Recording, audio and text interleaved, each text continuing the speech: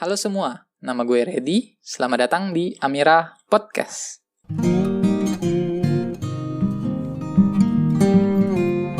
Buat kalian semua yang lagi dengerin podcast gue ucapin selamat datang di Amira Podcast episode 12. Episode ini datang di hari Kamis tanggal 14 Mei tahun 2020, sekaligus podcast pertama gue di bulan Mei.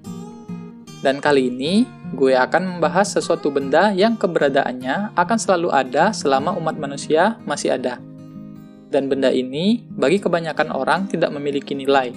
Namun, bagi orang-orang kreatif, tidak jarang benda ini menjadi benda baru yang memiliki nilai ekonomi, daya guna, dan estetika. Benda ini juga bisa menyelamatkan banyak orang jika potensi ekonominya dapat termanfaatkan dengan baik. Namun, bisa menjadi bencana jika keberadaannya tidak dikelola dengan baik. Benda tersebut adalah sampah. Tema kita kali ini adalah info lingkungan hidup dengan judul sampah.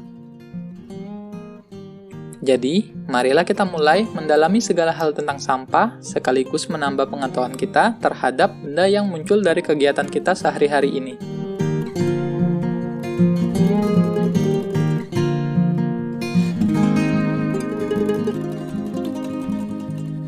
Selama manusia masih hidup dan beraktivitas, selama itu pula sampah akan selalu ada. Sampai saat ini, keberadaan sampah masih menjadi masalah yang dihadapi oleh masyarakat di seluruh dunia. Dan di Indonesia sendiri, sampah diatur pengelolaannya dalam Undang-Undang Nomor 18 Tahun 2008 tentang pengelolaan sampah, serta masih banyak lagi peraturan-peraturan yang berkaitan dengan sampah lainnya. Sampai saat ini, sampah masih menjadi perhatian yang serius oleh pemerintah, baik di tingkat pusat maupun di tingkat daerah. Targetnya, Indonesia bebas sampah pada tahun 2020, tapi kenyataannya, tahun 2020 Indonesia masih saja berbenah dalam penanganan sampah. Sampah menurut Undang-Undang Nomor 18 Tahun 2008 adalah sisa kegiatan sehari-hari manusia dan atau proses alam yang berbentuk padat. Sedangkan menurut KBBI, sampah adalah barang atau benda yang dibuang karena tidak terpakai lagi. Berdasarkan sumbernya, sampah dibagi menjadi 6 macam, yaitu sampah alam, sampah manusia, sampah konsumsi, sampah nuklir, sampah industri, dan sampah pertambangan. Sampah alam adalah sampah yang diproduksi secara alami pada kehidupan liar dan mengalami proses daur ulang secara alami pula. Contohnya daun-daun kering yang ada di hutan terurai secara alami kembali lagi menjadi tanah. Kemudian sampah manusia. Sampah manusia adalah sampah hasil dari sisa-sisa pencernaan manusia. Contohnya adalah feses dan urin. Sampah manusia dapat menjadi bahaya serius bagi kesehatan karena dapat menyebarkan penyakit. Efek dari kesadaran akan bahaya sampah manusia yang paling terasa sampai saat ini adalah PHBS dengan sanitasi yang baik. Termasuk di dalamnya adalah perkembangan teknologi air limbah perpipaan, tangki septik, instalasi pengolahan air limbah atau IPAL, dan instalasi pengolahan lumpur tinja atau IPLT. Sampah konsumsi adalah sampah yang dihasilkan dari sisa-sisa penggunaan barang yang telah habis nilai gunanya. Contohnya adalah bungkus snack makanan, botol plastik air mineral, dan lain sebagainya. Kemudian sampah radioaktif, atau biasa disebut dengan limbah radioaktif, adalah zat radioaktif hasil dari fusi nuklir yang sudah tidak dapat digunakan lagi. Contohnya adalah uranium-234 dan plutonium-238 yang merupakan limbah dari pembangkit listrik tenaga nuklir atau PLTN. Kemudian ada iodin-131 dan kobalt-60 yang merupakan limbah medis dari radioterapi dan perawatan kanker. Kemudian sampah industri. Sampah industri adalah material sisa atau material yang berasal dari sisa-sisa produksi dari kegiatan industri. Contohnya adalah sisa-sisa kain, kertas, dan residu atau ampas dari bahan makanan yang telah mengalami proses produksi. Yang terakhir adalah sampah pertambangan atau biasa disebut dengan limbah tambang. Limbah tambang adalah suatu material sisa dari proses pertambangan yang sudah tidak mempunyai nilai ekonomi lagi. Limbah tambang biasanya bersifat berbahaya dan beracun. Contohnya senyawa asam seperti asam sulfat, logam berat seperti timbal dan merkuri, arsenik, dan limbah tailing. Berdasarkan sifatnya, sampah dibagi menjadi 3 macam, yaitu sampah organik, sampah anorganik, dan sampah B3. Sampah organik adalah sampah yang mudah membusuk atau mudah terurai, seperti sisa makanan, sayuran, daun-daun kering, dan lain sebagainya.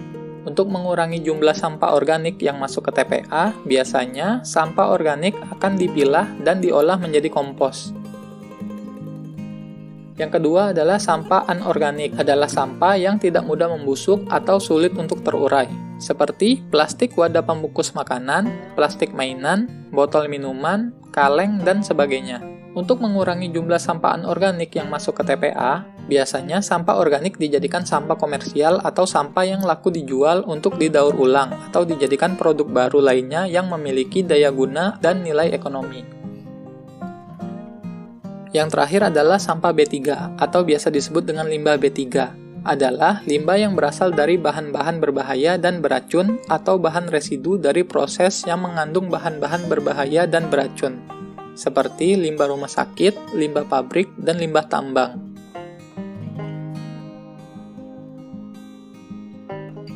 Karena sampah memiliki sifat yang berbeda-beda, maka penanganan sampah menjadi berbeda-beda pula. Penanganan sampah yang paling dasar adalah penanganan sampah dari tempat di mana sampah tersebut berasal, yaitu pada sumbernya. Penanganan sampah yang paling dasar yang dapat dilakukan di sumber sampah adalah pewadahan. Pewadahan adalah kegiatan menampung sampah secara sementara dalam suatu wadah individual atau komunal di tempat sumber sampah dengan mempertimbangkan jenis-jenis sampah. Kalian tahu nggak sih, sarana pewadahan sampah atau biasa disebut dengan tong sampah, awalnya dibedakan menjadi 3 macam, yaitu sesuai dengan sifat sampah. Yang pertama adalah warna hijau untuk sampah organik, kemudian warna kuning untuk sampah anorganik, dan warna merah untuk sampah yang mengandung B3. Namun sekarang, pewadahan sampah menurut Peraturan Menteri Pekerjaan Umum Nomor 3 Tahun 2013 tentang penyelenggaraan prasarana dan sarana persampahan dalam penanganan sampah rumah tangga dan sampah sejenis rumah tangga, wadah tong sampah dibedakan menjadi 5 macam warna dan tanda yang berbeda-beda, yaitu warna merah untuk sampah yang mengandung B3, contohnya lampu neon, film, baterai, kaset, disket, racun serangga, dan lain-lain. Warna hijau untuk sampah organik, contohnya sisa makanan, tulang, duri, daun kering, daging, dan lain-lain. Warna kuning untuk sampah guna ulang, contohnya botol kaca, kaleng makanan, dan lain-lain. Warna biru untuk sampah daur ulang, contohnya kardus, karton makanan dan minuman, koran bekas, kertas, dan buku bekas. Warna abu-abu untuk sampah residu, contohnya pembalut wanita, popok bayi, puntung rokok, permen karet, dan lain-lain. Selain warna, kriteria tong sampah juga diatur oleh SNI nomor 19/2454/2002 tentang tata cara teknik operasional pengelolaan sampah perkotaan. Spesifikasi minimal dari tong sampah adalah 1. Tidak mudah rusak dan kedap air, 2. Ekonomis dan mudah diperoleh atau dibuat oleh masyarakat, dan 3. Mudah dikosongkan.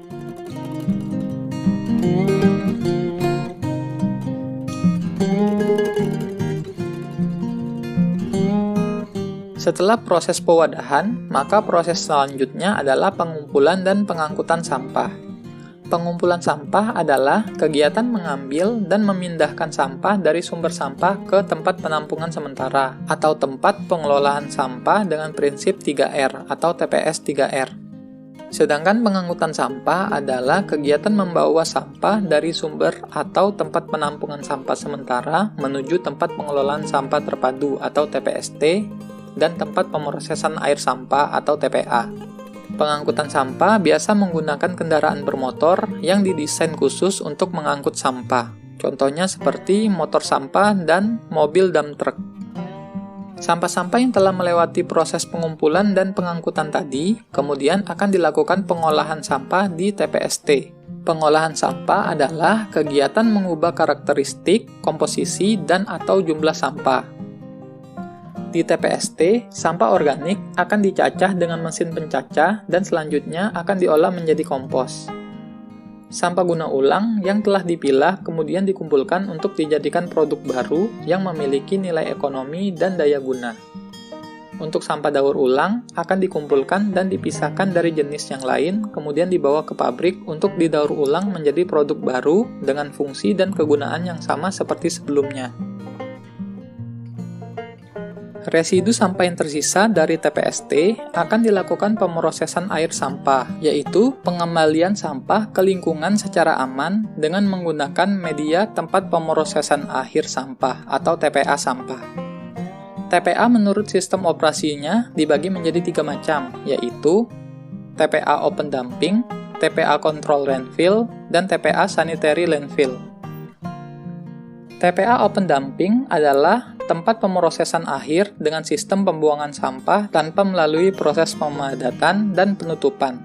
Kemudian, sampah dibiarkan terbuka tanpa pengamanan dan ditinggalkan setelah lokasi tersebut penuh. TPA Control Landfill adalah tempat pemrosesan akhir dengan sistem penimbunan sampah melalui proses pemadatan dan penutupan timbunan sampah dengan lapisan tanah yang dilakukan setiap 3-7 hari. Penutupan lapisan tanah ini bertujuan untuk mengurangi potensi gangguan lingkungan yang ditimbulkan akibat tumpukan sampah. TPA Control Landfill sangat cocok diterapkan untuk kota sedang dan kota kecil.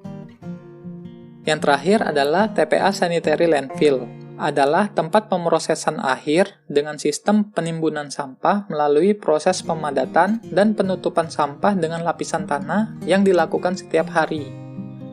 TPA Sanitary Landfill cocok diterapkan untuk kota besar dan kota metropolitan dengan jumlah timbulan sampah yang sangat tinggi.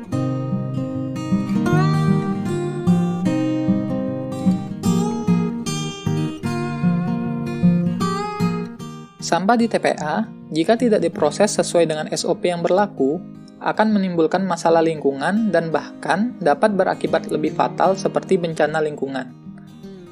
Salah satu bencana lingkungan yang terjadi karena kondisi TPA yang tidak baik adalah tragedi TPA Lewi Gajah di Cimahi, Jawa Barat pada tanggal 21 Februari tahun 2005.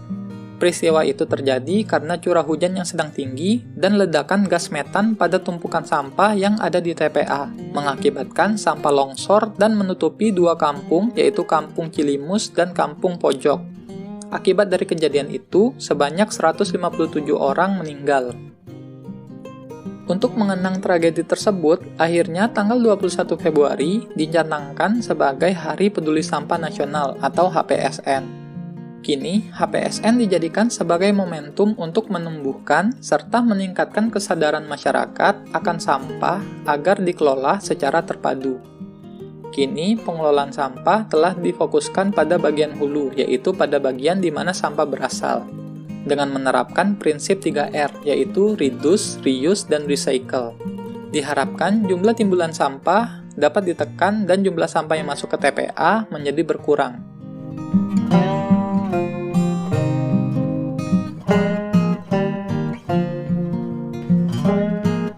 Setelah tahu banyak hal tentang sampah, kini saatnya kita lebih peka terhadap keberadaan sampah di sekitar kita.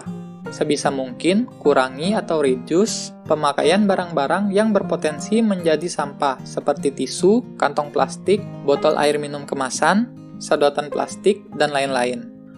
Pakailah barang-barang yang dapat digunakan kembali atau reuse, seperti botol air minum atau tumbler. Gunakan tas belanja pada saat berbelanja di pasar, dan mengganti penggunaan tisu dengan sapu tangan. Buanglah sampah pada tempatnya, jangan cemari badan air dengan sampah karena penyebab banjir yang paling besar adalah sampah yang dibuang sembarangan sehingga menyumbat saluran drainase dan badan air.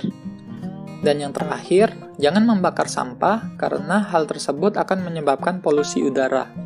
Kalau kalian masih punya saran tentang apa saja usaha yang harus kita lakukan dalam melawan timbulan sampah, tulis di kolom komentar ya.